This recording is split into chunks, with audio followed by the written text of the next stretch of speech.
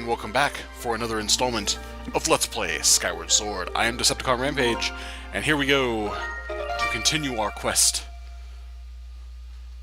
Now that we've acquired our sword, the Goddess Sword, and met Fi, and now we know that Zelda is on the surface. She's okay, but could be in danger nonetheless. So we're, the headmaster is commenting on, our new knight outfit, classic green uniform.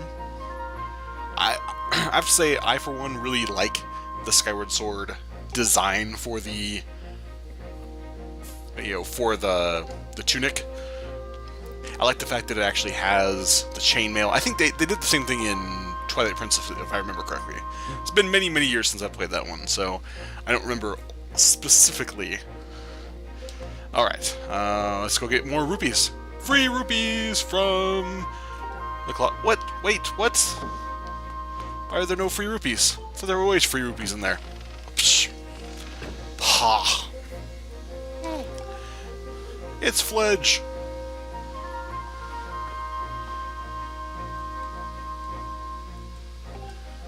It's so adventurous. Ha ha ha.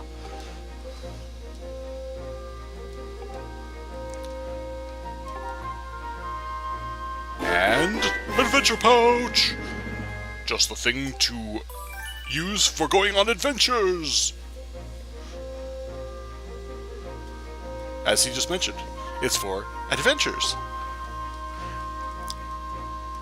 Yeah, and this actually adds an element. It won't be much of a restriction early on, but later on you get it, like there's an item management system that goes into it comes into play along with the adventure pouch thing. So which is interesting. I mean, it's not my favorite, because then you kind of have to like pick and choose, but at the same time it's kind of, well, oh, whoops, I forgot to go, went the wrong way, because I'm gonna get some free stuff, or a free thing anyway, because we have a sword, but probably have a shield, and hey, that we don't have to go buy one, we just get one for free. Free things are always good. And then we'll go and test it out real quick. Boom. Alright, so the shield is one of the items that takes up a slot in the adventure pouch, along with bottles, and then it's basically like your item. It fills an item slot. Alright, so let's see, we don't need to practice that, but I do want to practice, just get up to speed on the shield bash. Boom, cha, hiya. Anyway, okay. Test that out, make sure everything's working all good. If you notice, when let me let it load here real quick. But up in the upper left-hand corner, right there next to our hearts, or right under the hearts, is a shield meter. Yes, Fi.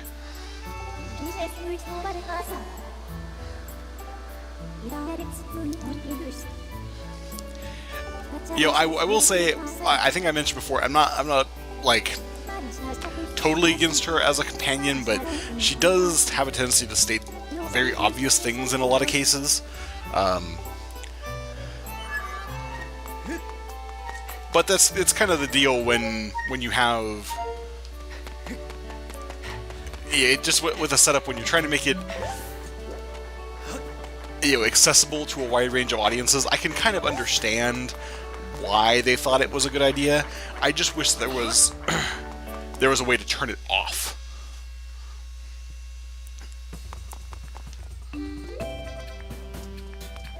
That would be nice. Alright, and then more free stuff here. This is the potion shop, so when you have, as if you're familiar with Zelda, you already know how potions and whatnot work. For the like empty bottles, where you can have multiple empty bottles and store things like fairies and potions, and other games you had bugs and that sort of thing. So hey, free empty bottle. And I would possibly buy a revitalizing potion, because I think that's the best way to go right now. But I believe you get one free later on, so I'm like, it's probably not necessary. And then we have the item shop here, where hey, I could have bought a shield, but I already have a shield. And then there's the other items, but I don't really need them. This is the item check. We don't need that right now because we only have a limited number of items. But ooh, what is this thing?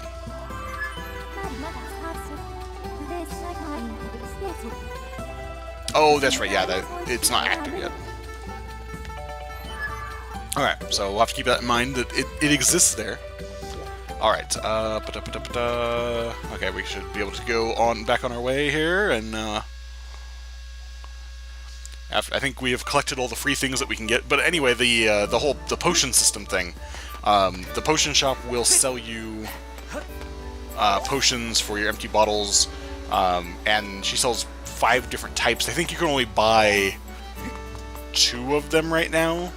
The revitalizing potion being one of them, which, as I mentioned, is pretty good because of the fact that not only does it replenish your shield, it revitalizes the shield, but it also gives you 4 hearts.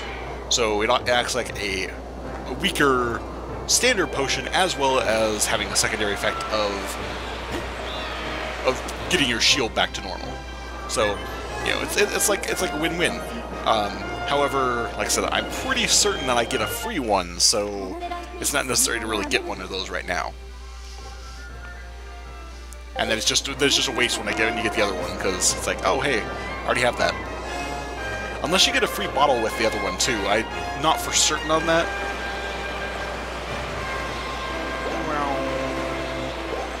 Alright, so we had the big column in the green column that has opened a space in the clouds where we can dive down to the surface and begin our adventure. At least properly begin the adventure. Now that we've gotten essentially most of the tutorial stuff out of the way, now we can actually get into the meat and potatoes of the game here.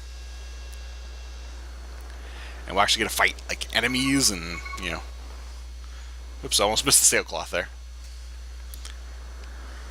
And now, on the surface, which is what 5's going to tell us.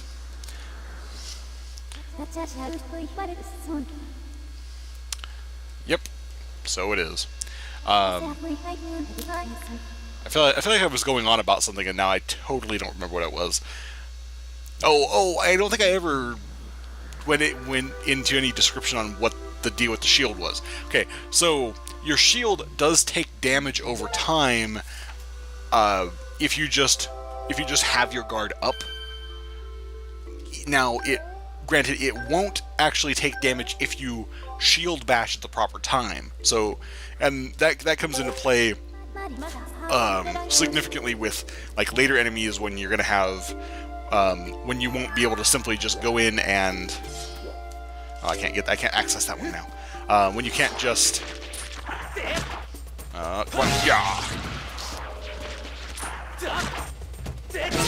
haha. When you can't just like go at them directly, they won't necessarily have a moment when you can. Oh my! Ow!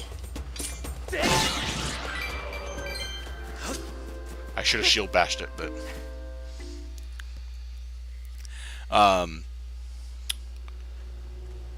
but yeah, like I said, it only takes damage if you don't shield bash and you actually have your guard up, which you can do by just swinging the nunchuck forward, and then you'll put your guard up. and then it's just a matter of making sure you time that against when you have something attacking you, and then if you hit it at the right time, you can get not only will your shield not take damage, but then you'll stun opponents, knock down their guard, and leave them open to an attack. I think it's actually a pretty deep system, and that's one of the things I really like about it. Is that you do have to be on your toes when you're fighting and stuff. It's not just a matter of just having your guard up. It's a matter of actually being active about it. And if you're going to have a combat system that relies on motion control, having that active system is certainly, I think, the best way to go about it. So if you noticed before, that was the dark creature that we'd seen in the opening cinematic of the game that Link had a nightmare about. So we can't go into this door yet because there's a seal on it. So let's go investigate. Whee! Whee!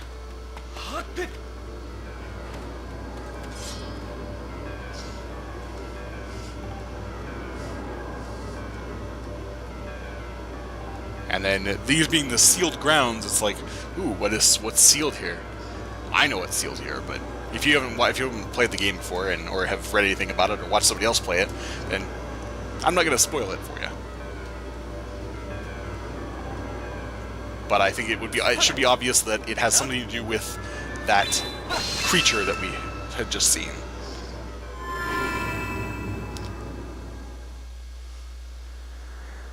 And since the darkness was leaking out, now we've revitalized that seal on there, and it's made it so that the area is no longer affected by the darkness. Alright, so dowsing, no, we don't need the explanation of dowsing.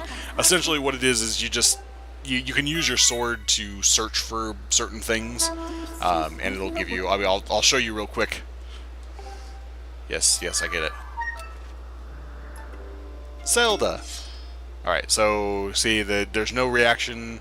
I go here, look, there's something up there. Alright. Yeah, it's a good way to get kind of an idea of where you need to go.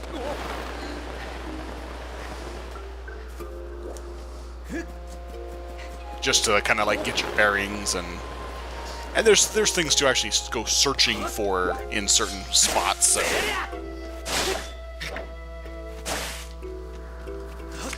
all right, now the seal is now broken on this door, so we can be on our way. Yeah. Oh wait, I have to actually open it. Here are some doors where it's like you just push them open. I think. I don't remember. Maybe it's because I've been playing Majora's Mask 3D, so... And the first door you come to is one that you actually don't open in the traditional way. You just actually push it open as opposed to, I've lost my train of thought. You push it open instead of actually using the door. So, anyway, I think that's a good place as any to stop this episode. Next time we will find out and see who's maybe in this little temple here. So until then, I've been Septicon Rampage, and we'll catch you guys in the next episode. Bye. Link's gonna say bye. Bye. Oh, here. Bye. Okay. Bye for real.